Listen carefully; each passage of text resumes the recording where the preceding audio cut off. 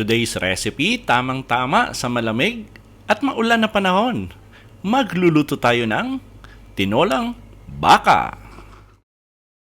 Magpainit lang tayo ng konting mantika sa ating kaserola na paglulutuan, tapos lagay na natin yung ating luya at yung ating bawang. Yung bawang natin ay pinitpit lang natin, tapos yung ating luya naman ay hiniwa natin ng maninipes. At pwede na rin natin isunod yung ating sibuyas na hiniwa natin ng maninipes. Igisa lang natin to ng mga 1.5 minuto hanggang sa lumabas yung bango ng ating sibuyas, bawang at ng luya. Pag okay na, pwede na natin ilagay yung ating beef ribs. Alam naman natin pag pinapakuluan natin yung may buto, sigurado yung sabaw natin ay napakasarap at napakalasa.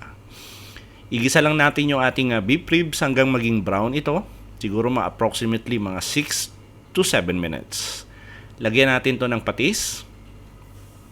Lagyan din natin to ng pamintang buo.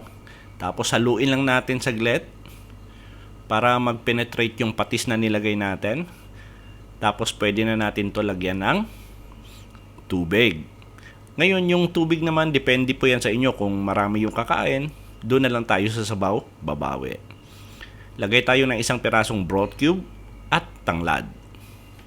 Pakukulaan na natin to ng mga 1 oras. Mahinang apoy. After 1 hour, check nyo. Pag medyo matigas pa yung karne nyo, i-extend nyo na lang yung boiling time.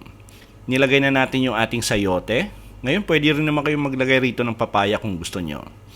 Naglagay tayo ng 2 klase ng sile, yung berde at saka yung pula. At naglagay na rin natin ng konting asin. Depende po yan sa inyo kung anong alat yung gusto nyo. After 10 minutes, malambot na yung ating sayote. Lagay na natin yung ating dahon ng sile. Ngayon, pag hindi available yung dahon ng sile, pwede kayo gumamit ng malunggay. Pakukulaan na natin yan ng 1 minuto. Tapos, pwede na natin iserve yung ating beef ribs tinola. At sigurado po ako na gusto nyo yung recipe natin sa araw na to. Please like and share this video.